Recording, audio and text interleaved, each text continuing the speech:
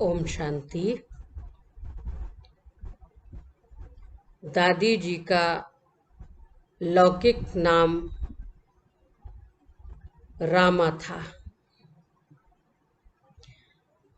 बचपन से ही उनमें होनहार वीरवान के लक्षण दिखाई देने लगे थे। उनके पिता स्वामी गंगेशरम जी के परम शिष्य थे। व्यापारी होने के साथ साथ वह ज्योतिष भी थे और उन्हें यह स्पष्ट ज्ञान था कि उनकी पुत्री ईश्वरीय कार्य के लिए अपना जीवन समर्पित करेगी एवं उन्हें पूरे विश्व में उसका प्रकाश फैलाएगी। इसलिए उन्होंने कभी उनके ऊपर कोई भी सामाजिक बंधनों एवं साधनों के ऊपर उनका ध्यान नहीं खिंचवाया। 8 वर्ष की अल्प आयु में रामा श्री कृष्ण की भक्ति में लीन रहने लगी। श्री कृष्ण की मूर्ति से उन्हें इतना लगाव था कि रोज रात्रि सोने से पहले उन्हें झूला झुलाने के बाद ही वह सोने जाया करती और मीरा की तरह वह सदा ही कृष्ण की भक्ति में डूबी रहती। उन्हें हमेशा श्री कृष्ण के साक्षात्कार की तीव्र अभिलाषा रहती और उनकी यह अभिलाषा पूरी भी हुई। एक बार की बात है तो मेरी तकदीर का सितारा वो दिन आज भी मुझे घड़ी याद है। 1936 दिवाली से 3 दिन पहले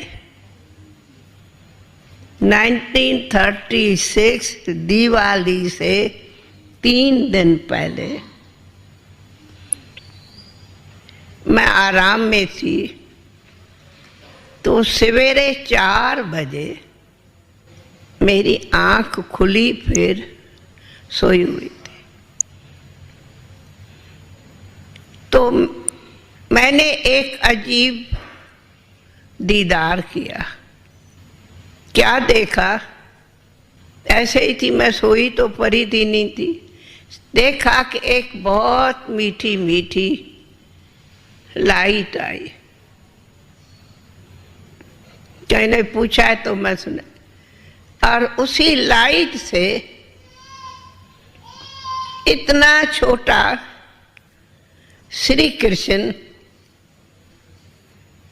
सामने मुरली बजाते डांस करते मेरे सामने आए। और बड़ा सुंदर बगीचा था, उस बगीचे से वो आके सामने मेरे पहुंचे। पर जैसे ही उसको मैं देख रही थी तो एक सफेद सफेद फरिश्ता रूप कहो, मुझे लगा जैसे सत्यनारायण भगवान कोई है। ऐसे बिल्कुल सफेद सफेद मूर्ति। ये आगे श्री कृष्ण है और उसके पीछे वो लाइट की मूर्त थी। तो मैं उसको मूर्त को देख श्री कृष्ण को देखूं, श्री कृष्ण को देख वो देखूं, दोनों बड़े प्यारे प्यारे लगे। और देखते ही रही तो इतने घड़ियों में ही वो दृश्य गायब हो गया और मैं जागी तो देखा मैं तो सोई पड़ी हूँ अपने बिस्तरे पर। पर मन में बड़ी खुशी रही और देख ऐसे लगे कि वो दृश्य मैं बार बार देखती रहूं। सन 1936 में परमपिता परमात्मा की प्रजापिता ब्रह्मा के तन में प्रवेशता के बाद जो भी ब्रह्मा बाबा के सामने जाता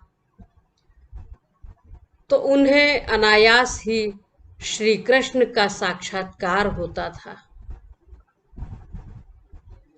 श्री कृष्ण से मिलने की अति लालसा उन्हें एक दिन ब्रह्मा बाप के समीप ले गई और वह अपनी सहेली के साथ सत्संग में जाने लगी और यहीं से उनका आध्यात्मिकता की तरफ रुझान बढ़ने लगा। जैसे ही दादी जी ब्रह्मा बाबा के संपर्क में आईं, उन्होंने यह तय कर लिया कि अब हमें परमपिता परमात्मा द्वारा नव सृष्टि के निर्माण के रचे गए इस रुद्र गीता ज्ञान यज्ञ में अपना सारा जीवन समर्पित करना है। और उनके पिताजी द्वारा उन्हें छुट्टी दे दी गई। उसके बाद उन्होंने कभी पीछे मुड़कर नहीं देखा। वह हमेशा कहती थी कि हमें न दुनिया का पता, दुनिया मेरे लिए मर गई और मैं दुनिया के लिए मर गई। उसके बाद तो हम बाबा के ही पास बोर्डिंग के सेवा में अथवा इस लगन में रही और वो लगन से ये जीवन उस दुनिया से पार इस प्यारे प्रभु के कहो गोद में पलती रही हूँ। और ये उनकी ही हमारे ऊपर चाहे कहो कृपा कहो, दुआ कहो, वरदान कहो, मैं कहती हूँ उनके दुआओं वरदानों से आज हमारे इतने सालों की जीवन पलती पड़ती आगे गई है। हमें न दुनिया का पता, न दुनिया हमारे लिए मर गई, दुनिया लिए हम मर गई। हम तो भगवान तेरी हो गई, हो गई, हो गई, हो गई। हम तो भगवान तेरी हो गई, हो गई, हो गई। इधर ब्रह्मा बाबा भी दादी को देखते ही समझ गए थे कि यह बच्ची परमपिता परमात्मा द्वारा रचे हुए इस यज्ञ को बहुत आगे ले जाने में निमित्त बनेगी। दादी जी अपने व्यवहार एवं कार्य निष्ठा से हर किसी को आकर्षित कर लेती थी।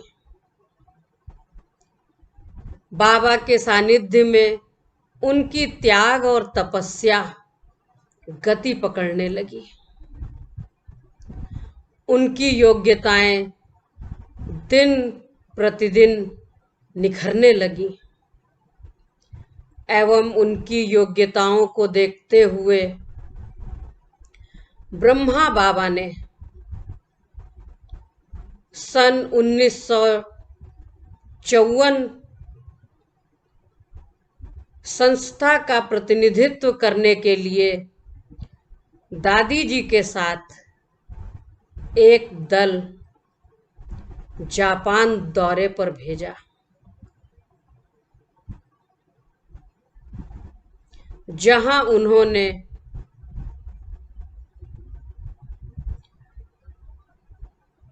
दिव्य विश्व धर्म को संबोधित किया। जापान में धर्म संस्कृत का नेतृत्व करने के बाद बाबा उन्हें बड़ी जिम्मेदारी के लिए आगे बढ़ाने लगे। इसके बाद वह मुंबई के सेवा केंद्र की प्रभारी बनी। फिर उनके नेतृत्व में पूरे महाराष्ट्र में सेवाओं का अति विस्तार हुआ। बहुत सारे सेवा केंद्र खुले एवं उन्नति के पथ पर आगे बढ़ते हुए उन्होंने महाराष्ट्र के साथ साथ कर्नाटक एवं गुजरात का भी नेतृत्व किया और यह कारवां आगे बढ़ता गया। दादी जी ने विश्व में भारतीय संस्कृति को नया रूप देना आरंभ किया। दादी अब परिपक्वता की सभी ऊंचाइयों को छू चुकी थी। ओम मंडली के सभी लोगों का सही तरीके से संभाल एवं उनकी दूरदेशी बुद्धि ने सहज ही उन्हें विश्व मंच पर लाकर खड़ा कर दिया। प्रजापिता ब्रह्मा कुमारी की पहली मुख्य प्रशासिका मातेश्वरी जगदम्बा जी ने सन 1965 में अपनी पुरानी कलेवर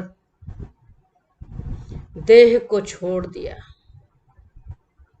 उसके बाद संस्था के संस्थापक प्रजापिता ब्रह्मा ने अधिकतर कार्यभार दादी प्रकाशमणि जी को देना आरंभ कर दिया। दादी जी धीरे धीरे बाहरी एवं आंतरिक नेतृत्व संभालने लगी। दादी जी देश भर में भ्रमण कर सेवाओं का कार्यभार देखने लगी। ओम मंडली अब प्रजापिता ब्रह्मा कुमारी के नाम से विख्यात होने लगी। फिर धीरे धीरे संस्था के संस्थापक प्रजापिता ब्रह्मा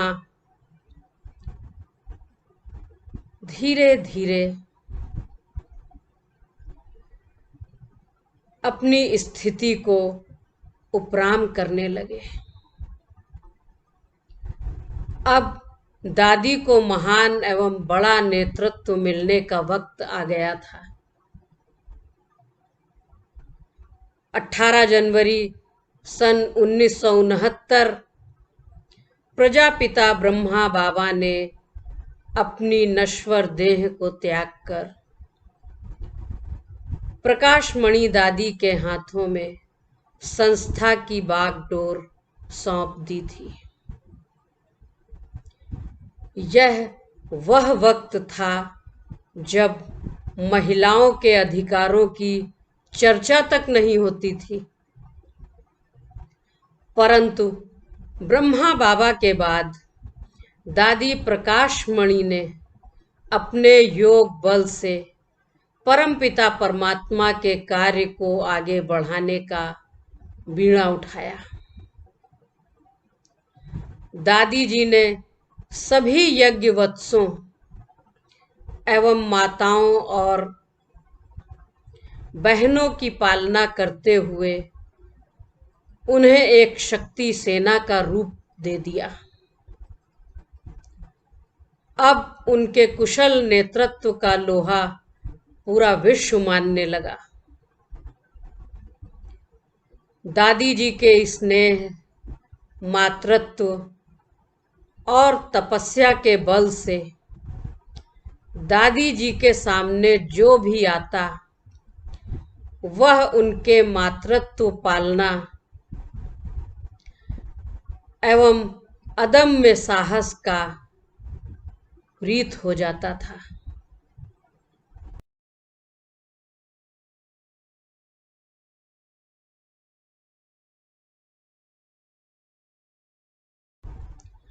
दादी जी के कुशल नेतृत्व के चलते सेवाओं में अभूतपूर्व विस्तार होने लगा।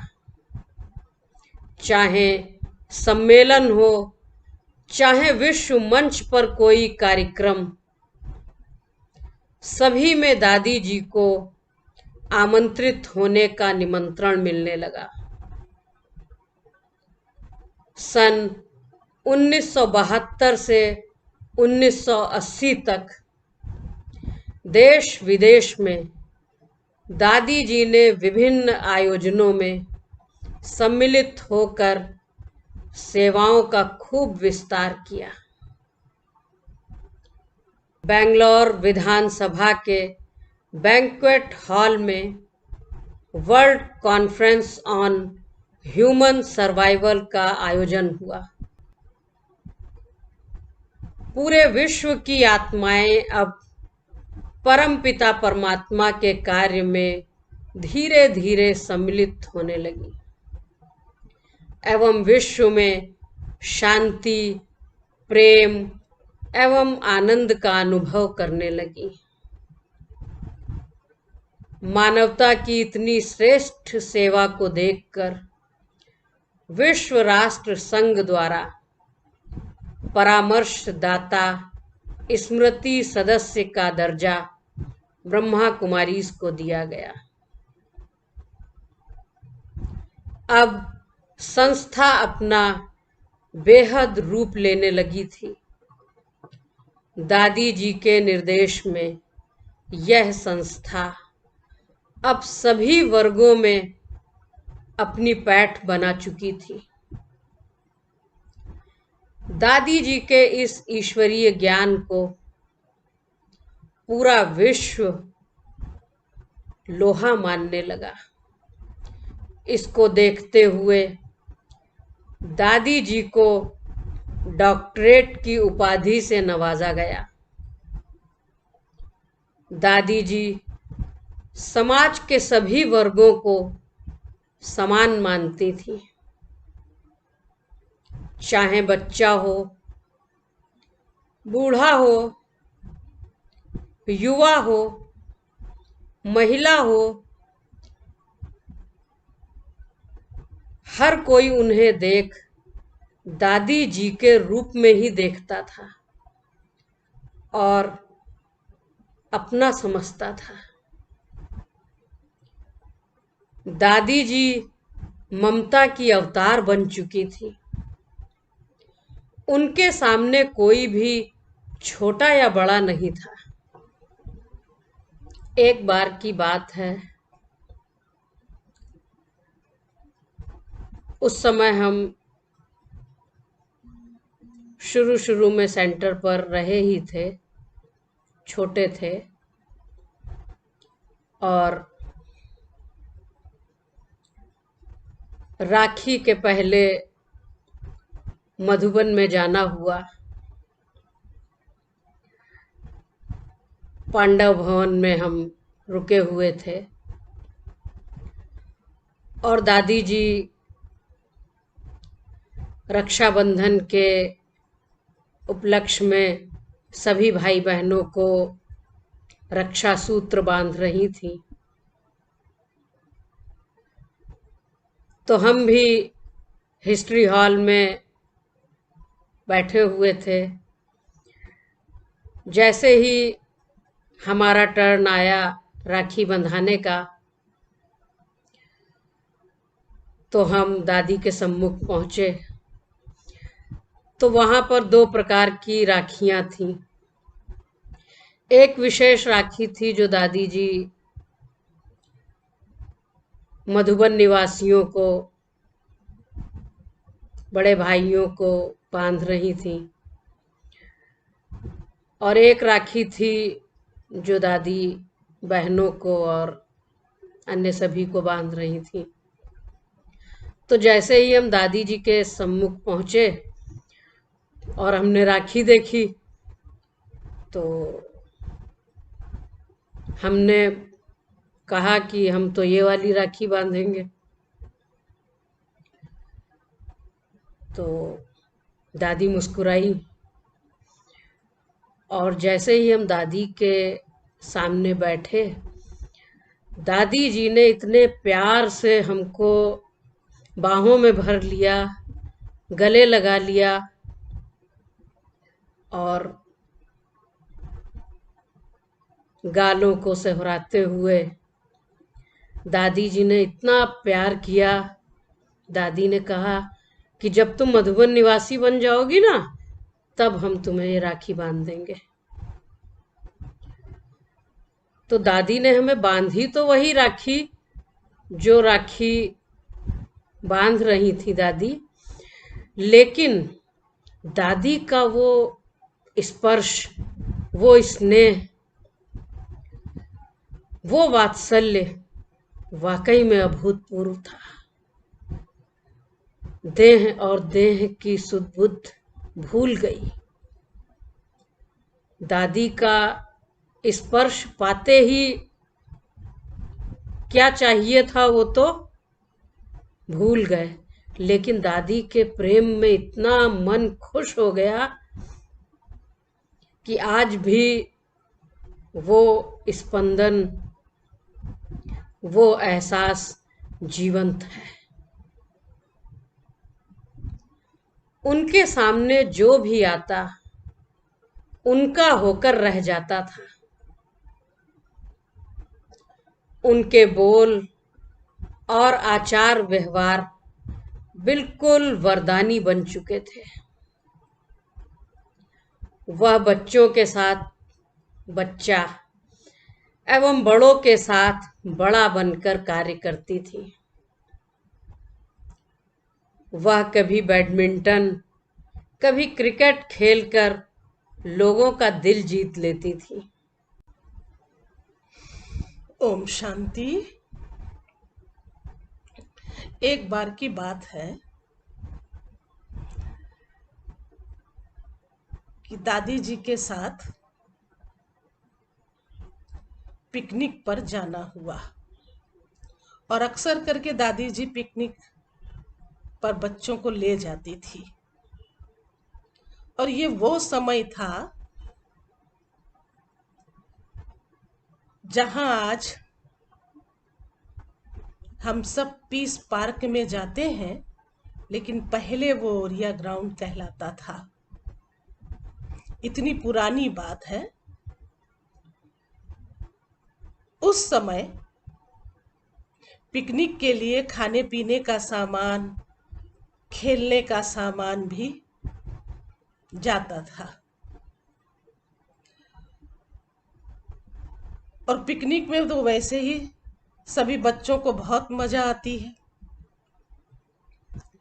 दादी जी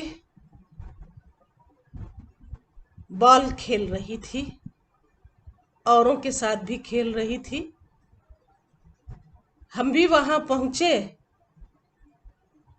तो देख तो रहे ही थे, इतने में बॉल को हमने उठा के फिर खेलना शुरू किया।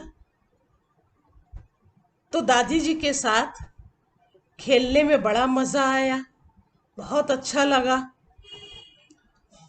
और इतना अंदर से खुशी हुई कि देखो हम किस हस्ती के साथ खेल रहे हैं। और वो खेल तो खेल, लेकिन ऐसा लगा दादी छोटों के साथ छोटा बन जाती और बड़ों के साथ बड़ी बन जाती। आखिर वो दादी माँ थी, सबके दिलों पर थी। जब भी कोई दादी जी की महिमा करता तो दादी जी सदा यही कहती, यह बाबा का यज्ञ है, करन करावन हार बाबा है। हमारे कंधों पर वही बैठा है, वही करा रहा है। हम सब तो बाबा की कठपुतलियां हैं। उनका अंग अंग शीतल और सुगंधित था। कभी कोई भूल करके भी अगर दादी के पास आता तो वह क्षमा की मूर्ति बनकर उससे कहती, अब से इस बात को भुला दो, आगे के लिए नहीं करना। एक बार की बात है कि यज्ञ के भंडारे में एक भाई नया नया सेवा के लिए आया।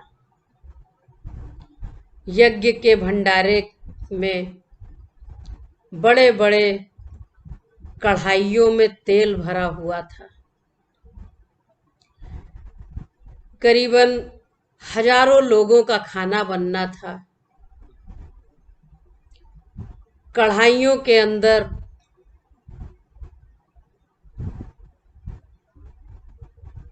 तेल को देखकर उस भाई को लगा कि उस कढ़ाई में गंदा पानी है और उसने सारा तेल बहा दिया।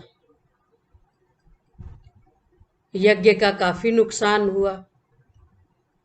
सभी को लगा कि अब उस भाई को डांट पड़ने वाली है। दादी जी को भी इस बात का पता चला तो उन्होंने उस भाई को बुलवाया। भाई तो बहुत डरा हुआ था। वह मन ही मन अपने आप को कोस रहा था कि यह मैंने क्या कर दिया। क्या इतने बड़े पाप से मैं कभी निकल पाऊंगा? अति डरा सहमा वह दादी जी के सामने पहुंचा।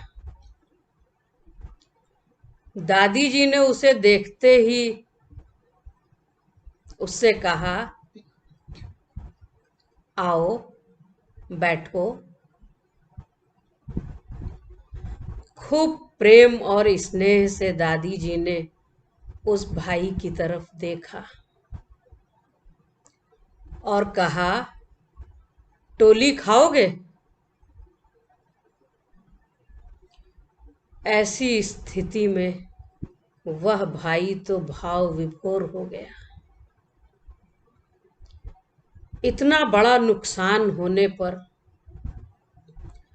उसे यह आशा ही न थी। वह कुछ नहीं बोला।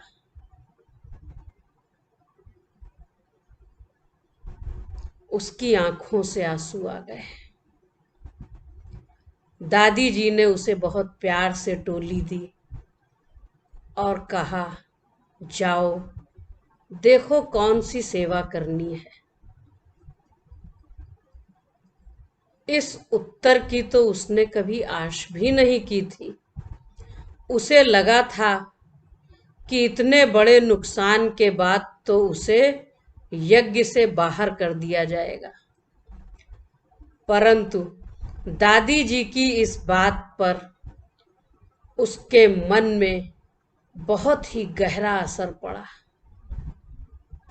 और वह पूरे तरीके से यज्ञ के प्रति निष्ठावान बनकर सेवा करने लगा। ऐसी थी उदार दिल, नम्र चित्त, मातृवत पालना देने वाली हम सब की प्यारी मीठी दादी। दादी जी परमपिता परमात्मा की हर श्रीमत का कदम कदम पर खुद भी पालन करती और दूसरों को भी श्रीमत पर चलने की सदैव प्रेरणा देती रहती। उनकी पालना, मधुर शिक्षाएं हर एक ब्रह्मावत्स के रग रग में, रोम रोम में समाई हुई हैं। दादी जी यज्ञ में बड़ी होने के कारण सब उन्हें दादी जी कहते। वह सहनशीलता की प्रतिमा थी। वह हमेशा कहती कि जानते हो दही बड़ा कैसे बनता है। दही बड़ा बनाने के लिए पहले दाल को भिगोना पड़ता है, उसके बाद उसे पीसा जाता है, तत्पश्चात उसे खूब फेंटा जाता है और तमाम प्रक्रियाओं से गुजरने के बाद आखिर में दही को बड़े का दर्जा दिया जाता है। इस प्रकार दही बड़ा बनता है। इसी प्रकार बड़ा बड़ा बनता है। यदि किसी मनुष्य को बड़ा बनना हो तो उसे भी परिस्थितियों का सामना करके, सहन करके, समा करके एवं विभिन्न प्रक्रियाओं से गुजरना पड़ता है, जिसके बाद ही वह बड़ा बनता है। यज्ञ में कई बातें आईं, लेकिन दादी जी हमेशा हर बात को समा लेती। दादी जी जितनी ही प्यारी थी उतनी ही न्यारी थी। सबकी प्यारी, सबसे न्यारी दादी जी का यह विशेष गुण बहुत सुंदर था और सदैव दादी ने न्यारे और प्यारे का बैलेंस रखा। कहा दादी ने क्या कहा, बाबा ने कहा और मैंने किया। ये दादी की विशेषता थी। हम लोगों को भी उमंग उत्साह में दिलाती थी। तो बाबा ने ये कहा है ना। और दादी की लास्ट में कभी भी पूछो ना, दादी आप क्या सोचती हो, दादी आप क्या करती हो, तो कर्मातीत बनना है। बस कर्मातीत बनना है, कर्मातीत, बस कर्मातीत, कर्मातीत की रट लगी हुई थी।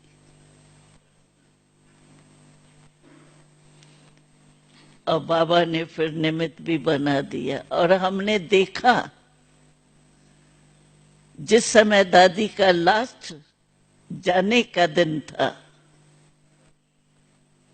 और हम सबको पता था, तो 1 घंटे में दादी जानी है डॉक्टरों के हिसाब से। सब दादी के पलंग के आसपास ऐसे माला बने के खड़े हुए थे। दादी के साथ रहने वाले दादियां सब ऐसे सारा आसपास माला के रीति से खड़े थे, लेकिन दादी की किस पे नजर नहीं गई। भाई इतने साथ रहने वाले, उनमें थोड़ा जाए कैसे है क्या है। और हम देख रहे हैं दादी जा रही है, मतलब जो डॉक्टरी के हिसाब से होना चाहिए वो कम होता जा रहा है एकदम। और शिकल में दादी के एंड जब हम लोगों ने लकड़ी रखी है, तब तक भी दादी की शिकल में मृत्यु के चैन नहीं थे। आप देखेंगे ना तो बिल्कुल ऐसे ही लगता है जैसे सोई हुई है। आंखें तो बंद थी, सोई हुई है, जा रही है। जब हम लोगों को कह रहे थे तो एक एक चंदन की लकड़ी दादी के ऊपर रखनी है, तो हम लोगों का हाथ नहीं चलता था। दादी तो है ही ना, जैसे सोई हुई है, उसको लकड़ी कैसे लगाएंगे। तो ये भी तो अवस्था दादी ने धारण की ना। चलो हम कहते हैं ब्रह्मा बाबा में तो बाबा की परवेशता थी ना, मदद थी ना बाबा की। निराकार तो है ही निराकार, लेकिन दादी तो हमारी साथी थी। जैसे हम पुरुषार्थी थे वैसे ही दादी थी। दादी का आध्यात्मिक प्रकाश पूरे विश्व में फैलने लगा। ऐसी महान विभूति को हम सभी का बहुत बहुत शत शत नमन। ओम शांति।